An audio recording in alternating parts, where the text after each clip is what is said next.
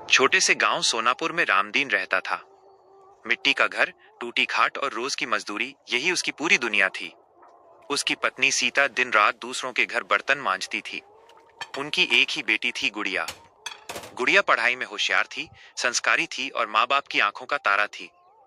लेकिन जैसे जैसे वो बड़ी होती गई, रामदीन की चिंता भी बढ़ती गई। इतनी गरीब हालत में बेटी की शादी कैसे करेंगे? गांव में जब भी किसी के घर शादी होती, गुड़िया चुपचाप एक कोने में बैठ जाती।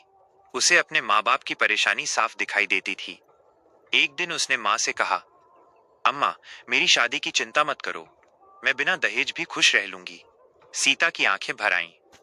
समय बीतता गया और एक दिन एक साधारण लेकिन अच्छे संस्कारों वाले लड़के मोहन का रिश्ता आया। मोहन एक छोटा सा काम करता था, लेकिन उसका दिल बहुत बड़ा था। उसने साफ कह दिया, हमें दहेज नहीं चाहिए, बस आपकी बेटी खुश रहनी चाहिए। ये सुनकर रामदीन के पैरों तले जमीन आ गई। उसने रोते हुए भगवान को धन्यवाद दिया। शादी की तैयारी शुरू हुई। न बड़ा मंडप, न चमचमाती लाइटें। पड़ोसियों ने मदद की। किसी ने चावल दिए, किसी ने सब्जी, किसी ने पुराने लेकिन साफ कपड़े। गांव की औरतों ने मिलकर शादी के गीत गाए। शादी के दिन गुड़िया ने लाल साड़ी पहनी, जो उसकी माँ ने अपनी सालों पुरानी साड़ी से सिलकर बनाई थी। वो साड़ी महंगी नहीं थी, लेकिन उसमें माँ का प्यार और त्याग बसा था। जब विदाई का समय आया, गुड़िया अपने माँ बाप से लिपटकर रो पड़ी। रामदीन ने कांपते हाथों से कहा, बेटी, हमारे पास देने को कुछ नहीं, बस दुआ है।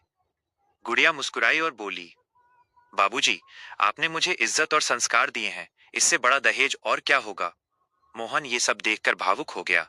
उसने रामदीन के पैर छूकर कहा, आपने अनमोल बेटी दी है, मैं इसे हमेशा खुश रखूंगा।